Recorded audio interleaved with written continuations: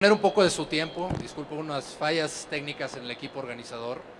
Entonces espero que la información que les comparta les sea interesante y que podamos reponer un poquito del tiempo que dejamos ir. Entonces vamos a comenzar. Mi nombre es Javier Valadez, gracias a Vanguardia Industrial, gracias a Expomac por la invitación. Me da mucho gusto estar aquí en León. ¿Sí escucha? Sí, perfecto. Porque además soy leonés, entonces siempre me da gusto regresar a las tierras. Creo que la mayoría de nosotros nos hemos visto en esta situación en los últimos 24 meses. La forma de convivir cambió de las relaciones interpersonales a las digitales.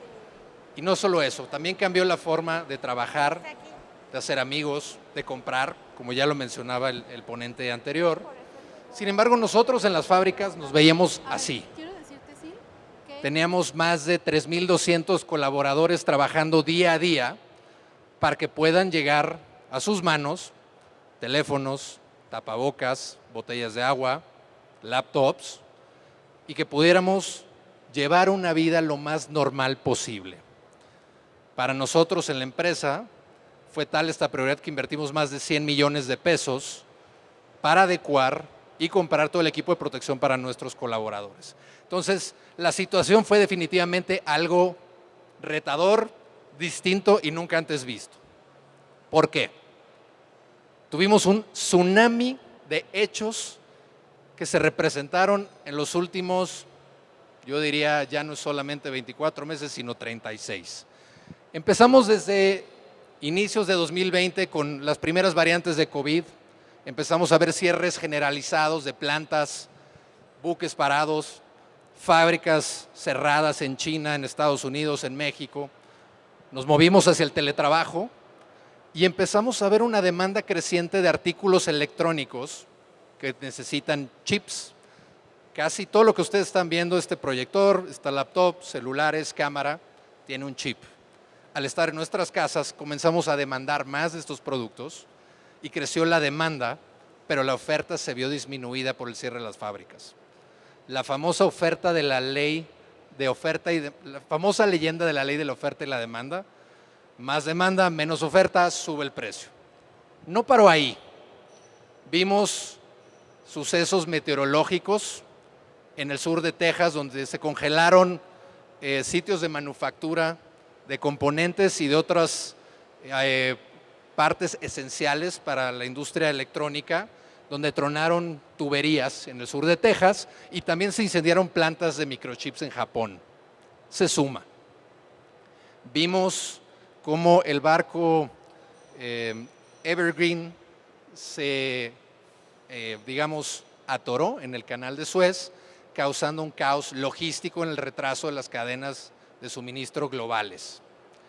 Todo esto lleva a que haya una crisis de chips, de semiconductores, y que tengamos una tormenta perfecta, la cual todos hemos ido enfrentando de maneras distintas.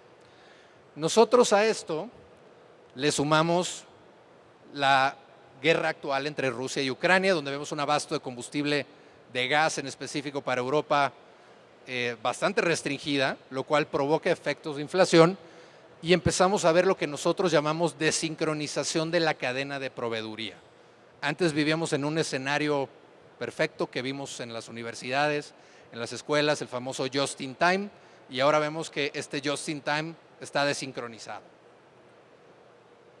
Para las empresas como nosotros, finalmente uno ve un camión en las calles, en las carreteras, o ve un iPhone en sus manos, pero todo esto comienza desde los proveedores globales, los que están offshore, nearshore, y que están en China, las propias minas de donde viene el litio, el cobalto y todos los componentes que utilizamos en la producción de este tipo de componentes.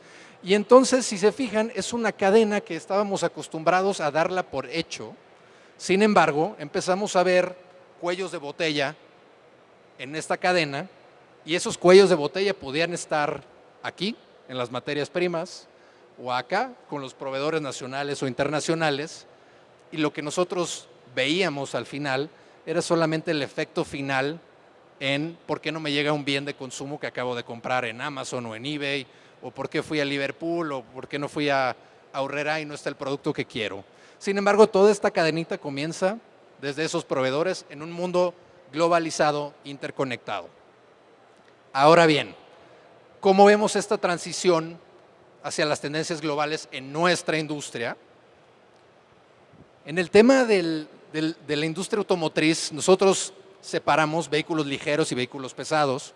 Aunque tenemos una plataforma común, hay bastantes diferencias. La tendencia es reducción de emisiones en todos los motores a eficiencia. ¿Por qué? Porque los motores ya son suficientemente limpios que emiten, no sé, pongamos un número aleatorio, 2 partículas por millón en 10 kilómetros recorridos. Ahora lo que queremos es que emite esas 2 partículas, pero en 15 kilómetros. Es decir, motores más eficientes que siguen minimizando y prorrateando esas emisiones para seguir bajando este tipo de emisiones que contaminan. Seguridad, lo vemos cada vez más común, pasamos de ser reactivos o pasivos a tener mecanismos de seguridad activa, es decir, sistemas de conducción asistida donde nos ayuda a regresarnos a nuestro carril, sistemas antichoques que te frenan o incluso programas que detectan si los operadores están cansados o no, o si ha soltado el volante. Estas son las tendencias que estamos viendo como empresa y más adelante les voy a ir contando por qué esto se va ramificando en distintos factores que vemos hoy en día y que vamos viendo cada vez más integrados en nuestra sociedad a pesar de que tengamos un panorama restringido de bienes. Las empresas. Empezamos a ver también de factores externos a internos como la reducción de emisiones, en este caso representado por el CARB, que es el California Air Resources Board. También son ellos primos hermanos del EPA, seguramente lo han escuchado en las investigaciones de motores. Ellos son quienes certifican qué tan limpio es o no un sistema de combustión interna. Ellos son Environmental Protection Agency. Y como también vemos las tendencias que están cambiando. Vehículos vocacionales, nosotros le llamamos a los de carga, a la última milla, a autotanques o tractocamiones, que son los de largo recorrido que vemos en las carreteras. Y empezamos a analizar qué tantos incentivos existen, qué imagen quiere dar la empresa, en qué nos vamos a especializar y cuál es ese retorno a la inversión para los clientes potenciales. ¿Es el precio? ¿Es el costo total de propiedad? ¿Cuánto me cuesta la energía? Y seguimos de esta manera ampliando ese árbol de tendencias que vemos. Una de ellas, muy fuerte, la electrificación de vehículos. Ya lo estábamos comentando, la electrificación en vehículos ligeros es ya una realidad, en vehículos pesados también. Sin embargo, es una transición más larga. Sin embargo, la manufactura ya se lleva a cabo en México. Nosotros en nuestra planta en Mexicali ya producimos unidades eléctricas de exportación. Conectividad, data es el nuevo oro para las empresas. Seguridad y ergonomía de interfaces, que ya comentamos, cómo hacemos que los operadores estén más cómodos, se sientan en un mejor lugar de trabajo, que es lo que finalmente es una unidad. Calidad del aire, que ya lo tocamos, reducción de emisiones, combustibles alternos, gas natural, hidrógeno, diésel de ultrabajo azufre, diésel regular y otras variedades.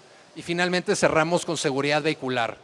Cómo monitoreamos lo que hacen los operadores, cómo hacemos que tengan una mejor calidad de vida al desempeñar su trabajo dentro de las cabinas y cómo podemos nosotros mejorar esos sistemas de asistencia al conductor.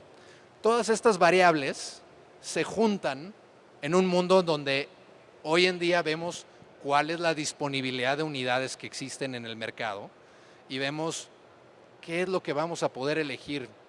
Definitivamente el portafolio de productos es amplio, pero hoy en día esta restricción nos hace que nos tengamos que enfocar y más adelante voy a tocar estos temas en las tendencias de la producción. Finalmente, para cerrar los temas de la transición verde, nosotros estamos aquí, en los diésel. En el diésel, en los motores de combustión interna, estos vehículos de carga, recuerden, es diferente a vehículos ligeros, y definitivamente los vehículos eléctricos son el futuro, lo que genera mucho contenido mediático. Sin embargo, les comparto, existen 20 camiones de carga eléctricos en México. Entonces, estamos lejos. La infraestructura es el principal reto. Y vemos al hidrógeno como la principal solución para vehículos de carga de largo recorrido. ¿Por qué? Porque esto te puede dar una autonomía de 320 hasta 640 kilómetros, cosa que no hemos logrado obtener con la electrificación por el peso, el consumo y la evaporación de la energía en las baterías. La transición natural que vemos para México como mercado para las unidades de carga no está en el eléctrico, no está en el hidrógeno todavía. Esa transición se va a llevar a mediano o largo plazo. Lo que nosotros vemos hoy es el gas natural como una opción viable, factible, manufacturada en México por muchas empresas y que ya tiene una infraestructura relativamente mayor que la que pudiera tener los vehículos de carga eléctricos y ni se diga el hidrógeno. El gas natural reduce las emisiones en 25%, y el costo por litro también es alrededor de 40% menor que un litro de diésel. Entonces, es una gran opción, es una opción también interesante para las empresas que tienen oportunidad de hacer un autoabasto de combustible y además es un combustible menos flamable, más seguro para el medio ambiente. Esta gráfica, aunque se ve compleja, le llaman los compañeros de mercadotecnia el diario o el ciclo de vida del consumidor. Pasas de lo desconocido a la reincidencia de compra. Y para esto tenemos dos distintos públicos meta. Las empresas que compran las unidades y por otro lado los actores clave que son los organismos reguladores, el gobierno, que pueden ser asociaciones, etcétera, que entienden cómo va funcionando y que se enfocan en legislar sobre estos temas. Entonces, el reto es pasar del desconocimiento hasta la reincidencia. ¿Dónde está México? Definitivamente depende de la tecnología. Si es diésel, definitivamente estamos en la reincidencia, lo normal hoy en día.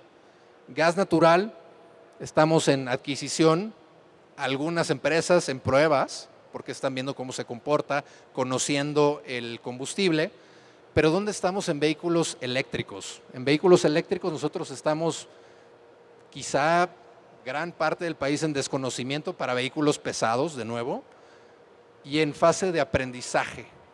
Las armadoras estamos en fases de prueba, porque ya tenemos unidades rodando, ya sabemos cómo se comporta, pero en otros mercados que están un poco más avanzados, como Estados Unidos, como el propio Europa, ya están en fases de prueba y adquisición de estas tecnologías. Los vehículos eléctricos de última milla o de 0 a 160 kilómetros son una gran opción para la última milla, mismo que el gas natural. Hidrógeno, lo que comentábamos, ¿dónde está esta tendencia? Definitivamente apenas estamos en la fase de aprendizaje y creemos que esa puede ser la gran tendencia. Nosotros estamos trabajando junto con Toyota para desarrollar nuestros motores a hidrógeno.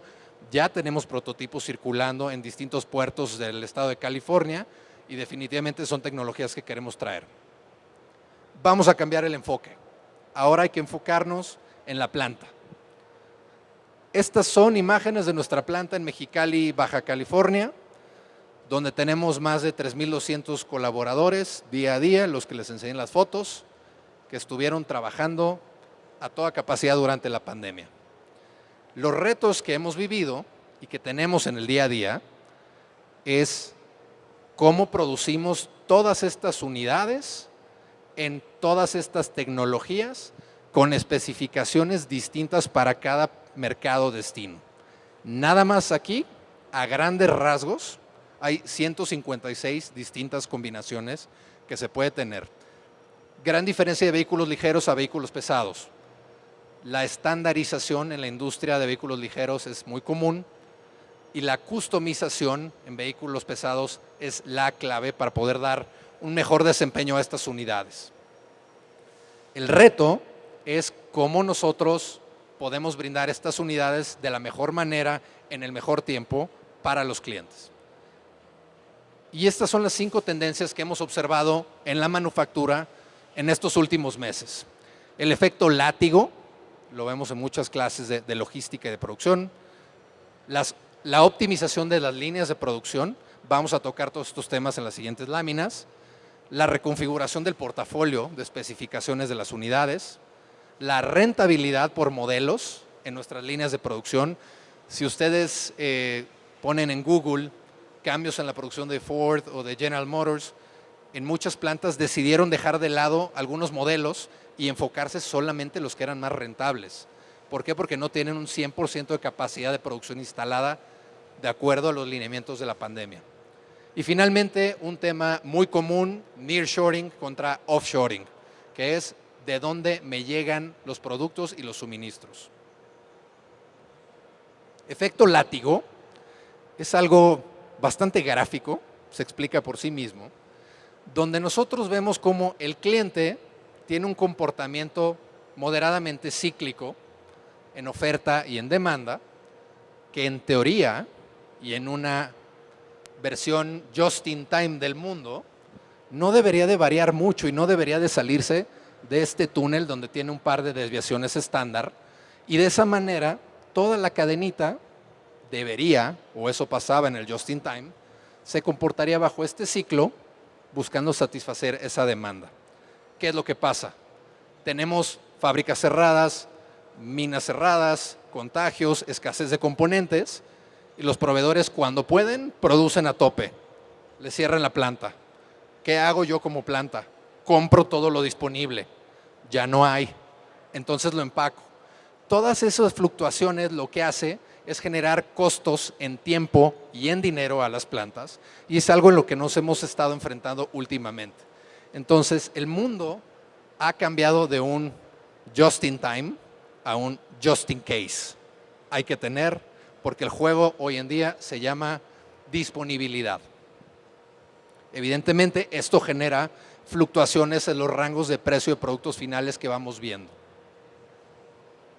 Optimización de las líneas de producción.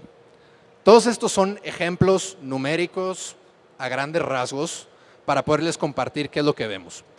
En las plantas tenemos líneas de producción instaladas que tienen una capacidad máxima, es decir, tengo 100 horas de producción disponibles, y en esas 100 horas, en mundo normal, prepandemia, yo producía 3 camiones, me tardo 33 horas por camión.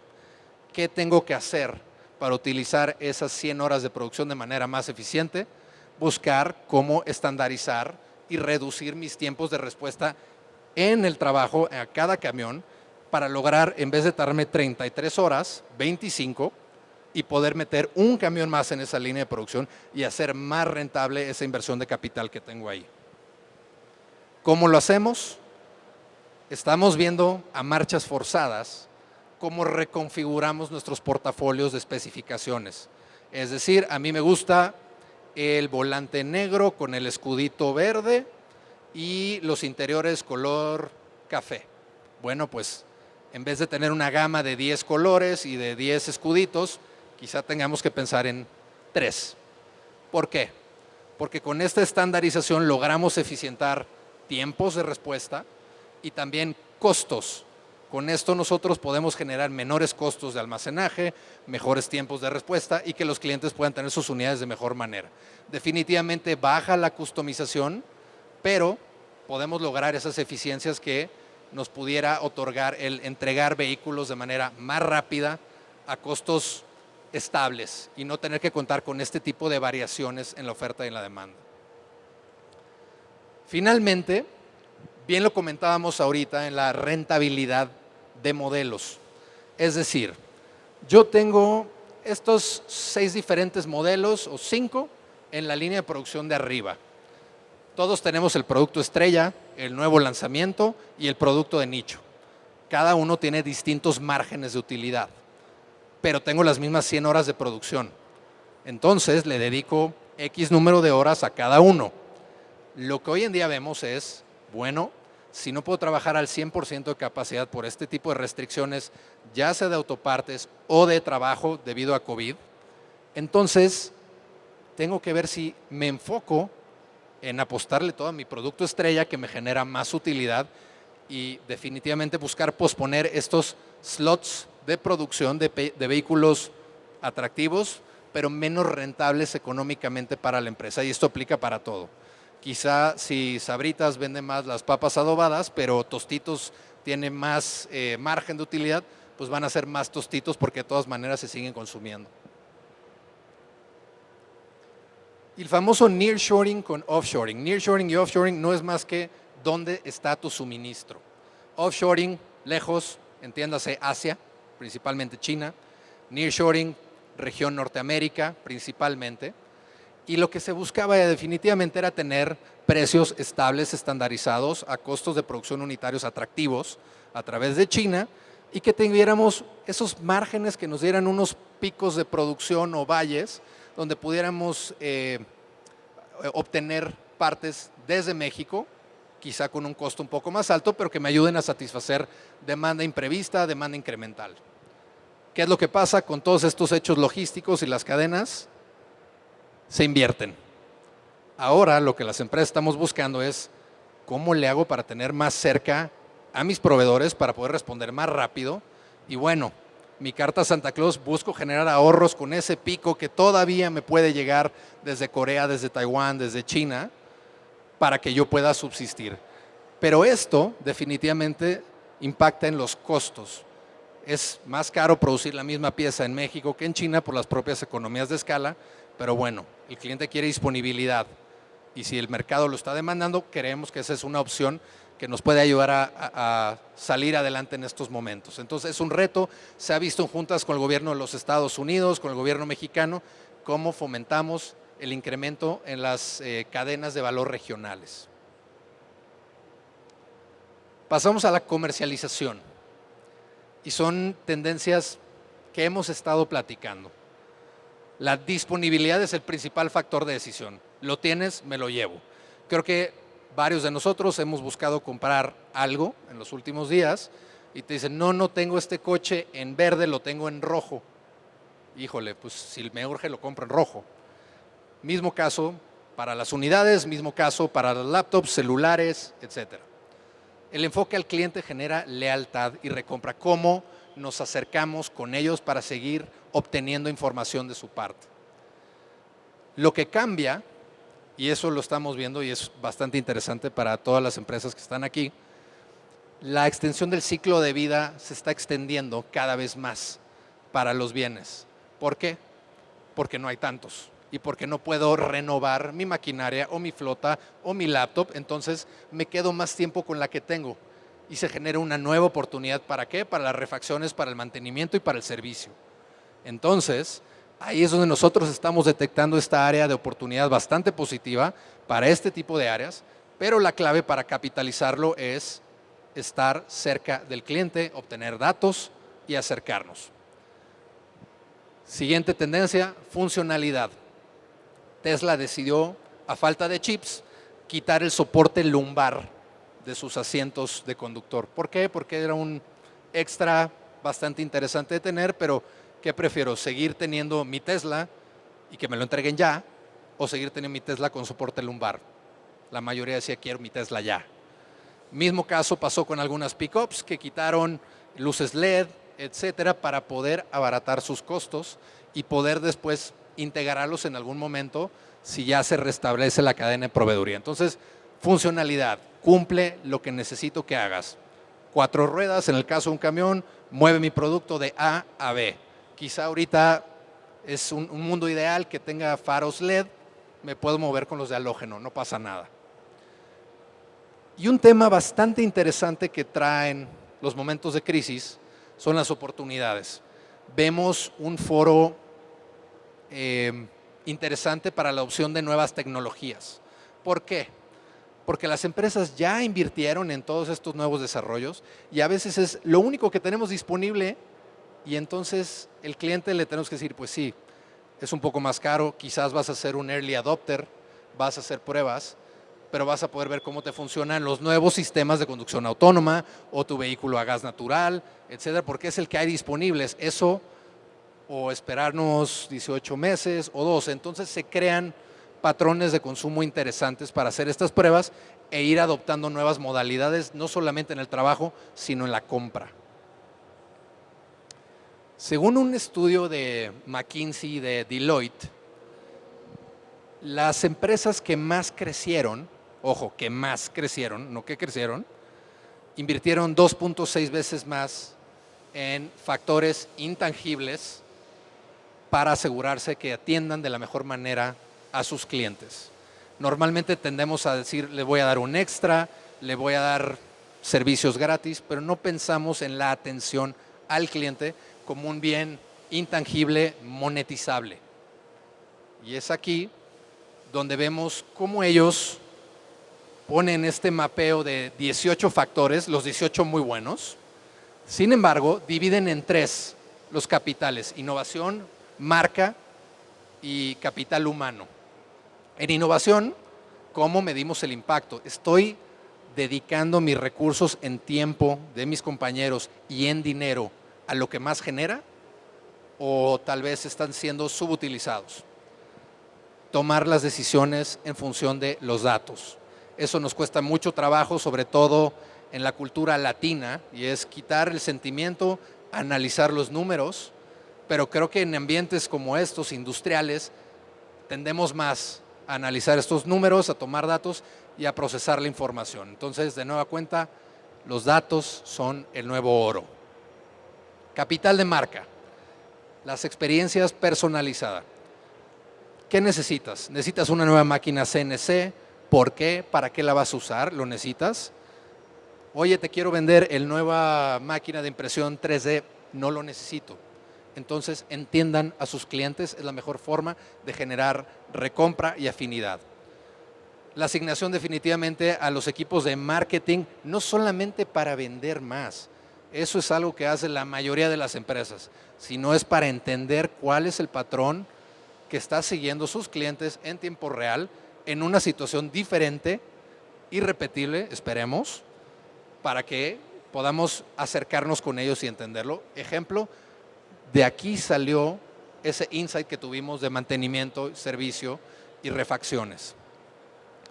Y finalmente, medidas de rendimiento, es un poco similar a lo que ya comentábamos, pero estoy colocando mis recursos en tiempo, en gente y en dinero en el mejor lugar posible o no. Entonces, son esquemas intangibles, monetizables, que dan un rendimiento interesante para las empresas. Y quisiera comenzar a cerrar mi presentación dando un panorama de lo que nosotros vemos hacia adelante. ¿Dónde estamos? ¿Qué podemos proveer? ¿Qué pasa con el comportamiento de la industria? Vemos que el dólar ha bajado y digo, viéndolo del otro lado de la moneda, se ha robustecido el peso. Varía entre 19.50 hasta 20.90, lo cual es bastante atractivo para nosotros. Muchos de los aquí presentes tenemos contratos en dólares o en pesos, entonces definitivamente es un momento donde vale la pena jugar con los tipos de cambio, pero vemos un comportamiento estable del dólar, por lo cual es un momento interesante para hacer apuestas a mediano plazo. Vemos un robustecimiento de las cadenas de valor regionales. El presidente Biden mencionaba que quiere fortalecer la región y vamos a ver cómo desarrollamos a más proveedores potenciales en Norteamérica, para tener todos estos temas de nearshoring y justamente buscar separarse de proveedurías o de necesidades de otras partes del mundo que pueden traer otras complicaciones. Aceleración hacia energías limpias. La electromovilidad está principalmente patrocinada por el gobierno americano. Todos lo sabemos, vemos bonos de hasta $150,000 en California para la compra de unidades eléctricas. Y esto definitivamente impulsa que haya producción de unidades eléctricas en México. Tenemos muchas empresas, tanto ligeras como pesadas, que estamos produciendo unidades eléctricas y es aquí donde hay esa separación. Uno es producción de unidades eléctricas y otro es uso de unidades eléctricas en México. Dos mercados distintos en momentos distintos. El gran reto que tenemos en México es la infraestructura eléctrica en este caso. Y finalmente, la inflación en Norteamérica no es ningún secreto, pero vemos cómo es una tendencia desde que inició la pandemia en enero 2020 y cómo todas las economías han despegado, los índices de precio al consumidor han tendido a subir. De nueva cuenta, misma demanda, menor oferta, suben los precios. En el caso izquierdo, nosotros vemos exactamente el mismo comportamiento en el costo de fletes de caja seca para la industria de vehículos de carga. con un crecimiento del 20% en los últimos 2 años.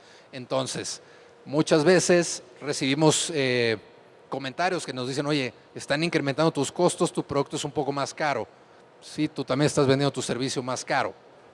¿Por qué? Porque se ve reflejada toda esta tendencia de la industria y no es una capitalización de los bienes lo que tenemos, sino es un reflejo del costo de los bienes que utilizamos. Y en este sentido, bien comentábamos de las oportunidades que se desprenden. En nuestro caso, estamos invitando a muchos clientes a probar vehículos a gas natural.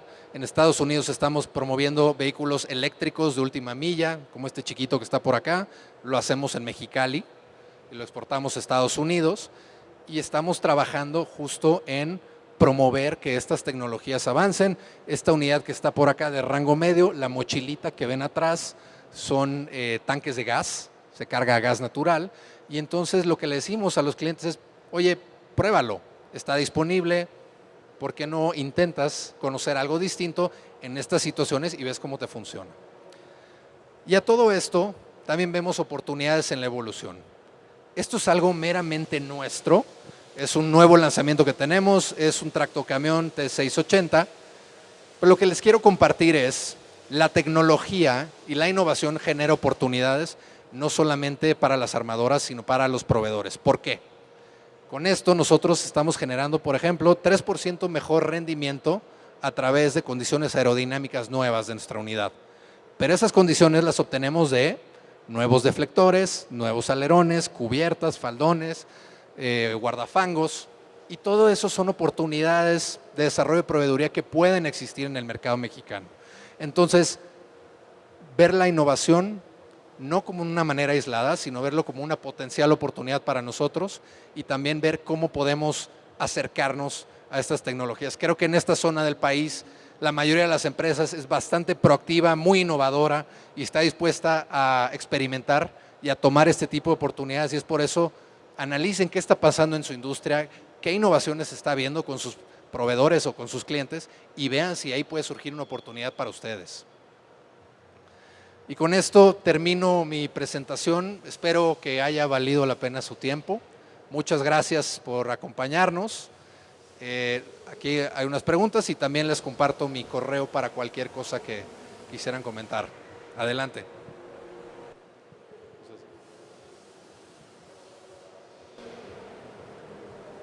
Díganos su nombre y de dónde viene. Buenas tardes. Felicidades por la presentación. Gracias. Mi nombre es Rodrigo Carrasco, soy director del Tecnológico de Salvatierra y me interesa mucho dentro de toda esta exposición que haces de cómo se sobrevive a una pandemia en una industria muy especializada, cómo tomar decisiones sobre qué producir. Hablaste que tenías tu producto estrella, a uno que iba sobre tu nicho de mercado que satisface pues, las necesidades de un sector muy específico, y en ese momento en el cual no tienes todas las piezas, dispositivos, componentes, ¿cómo decides a qué apostarle? ¿Al que te deja más varo? ¿Al que vendes más? ¿Cómo decidieron ustedes? Sería mi primera pregunta. Gracias. Buena pregunta. Definitivamente el área de ventas y los comerciales son el pulso de la industria. Nosotros decimos que existen dos trincheras, el piso de ventas y el piso de producción. Entonces, teniendo el piso de producción, la disponibilidad que tenemos, vamos con la otra trinchera y bueno, ¿qué están pidiendo nuestros clientes? ¿Dónde vemos más utilidad?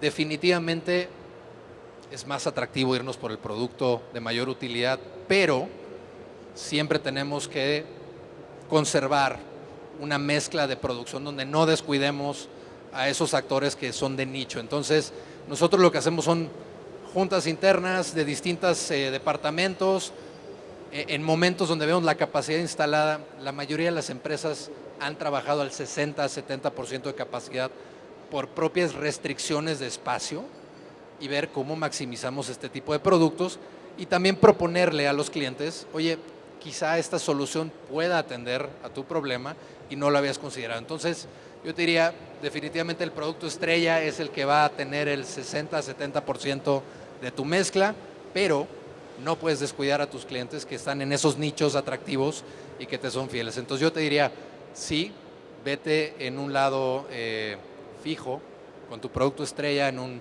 50-60%, y ese restante 40% fluctúalo con tus nichos y tus productos de nuevos lanzamientos.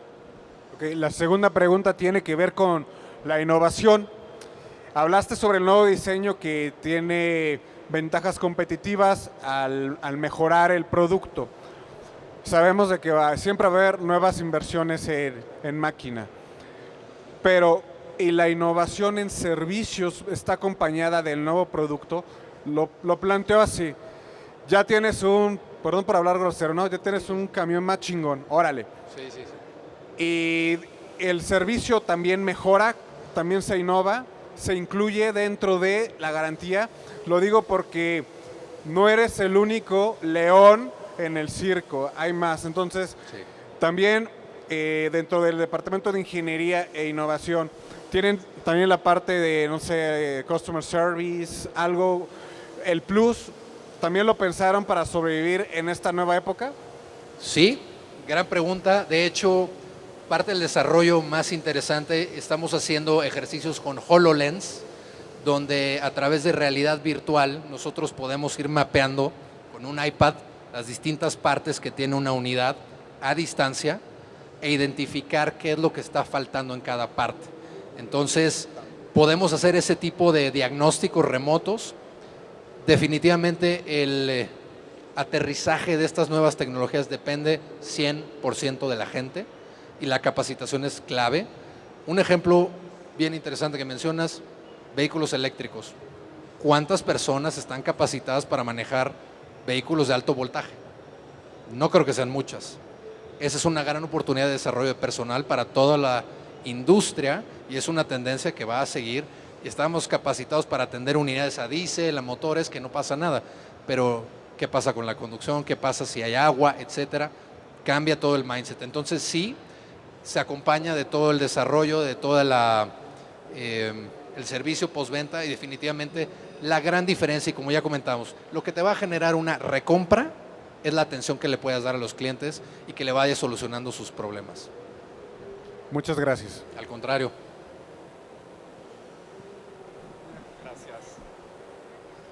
Hola Javier, antes que nada muchas gracias por toda la información que compartiste, mucho valor. Abraham Fernández. Una duda, hemos estado viendo que la producción de los vehículos ha sido muy afectada por todo lo que tú ya nos compartiste y eso le ha dado un auge a los seminuevos. Plantearlo en dos fases. ¿Ustedes están viviendo ese mismo embudo en la producción de nuevos vehículos? Saber si lo están viviendo o no. Y la otra, ¿qué perspectivas tienen de que esto se pudiera normalizar? ¿1 año, 2 años? ¿Hay alguna certeza de eso? Muchas gracias. Sí, totalmente. Creo que seminuevos, todos los hemos visto. Creo que hay unidades que creo que valen más ahorita que hace 2 años. Entonces es una tendencia común. Lo que hemos observado es que tampoco hay seminuevos porque la gente no está soltando. Dicen, oye, no puedo renovar mi vehículo, ligero o pesado, porque no me lo van a cambiar, porque no tengo por qué comprar uno nuevo. Entonces empezó siendo una tendencia bastante interesante, duró algunos meses. Hoy en día te puedo decir, el stock de vehículos seminuevos es casi cero. Lo que estamos observando también hay importación de vehículos usados de Estados Unidos, que también inició subsanando ese nicho de necesidad, pero que también ya se frenó porque también nuestros vecinos del norte dicen, necesito estas unidades para trabajar. Entonces, yo diría, se ha, normalizado, quizá apagado el comercio de vehículos seminuevos, y por otro lado, la posible solución del tema, yo creo que mínimo estaremos pensando en 6 meses más, hacia inicios de 2023. Definitivamente los retos que trae la cadena de suministro, la inflación, potenciales conflictos geopolíticos en otras partes del mundo, como ven, sí nos afectan, sí están pasando. En Asia hay conversaciones totalmente distintas, escuchando qué está pasando entre Taiwán, entre China. Taiwán es uno de los principales proveedores de chips a nivel mundial. y entonces definitivamente yo diría, para que se normalice a etapas prepandémicas, quizás estemos pensando hacia inicios del año que entra. Ya estamos viendo un crecimiento definitivamente en nuestra industria, el 7% se está recuperando, nos encantaría que fuera más, pudiera ser más, la demanda existe, pero el abastecimiento de componentes sigue siendo el principal reto. Gracias. Pues muchas Muy bien. gracias, Javier Valadez Ortega, quien es director de operaciones de Kyungor Mexicana. Pido un aplauso para Muchas el ponente gracias. Javier. Gracias de Javier. nuevo. En nombre de la Asociación Mexicana de Distribuidores de Maquinaria Muchas y en gracias, nombre de señor. Vanguardia Industrial, te agradecemos mucho esta interesante charla. Al contrario, muchas gracias.